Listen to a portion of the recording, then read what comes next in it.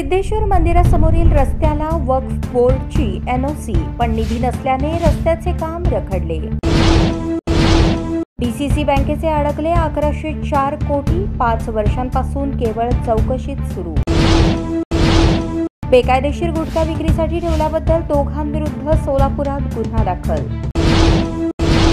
Crypto करन्सीद्वारे 2 कोटी 90 लाखांच्या फसवणुकीची आयुक्तांकडे तक्रार।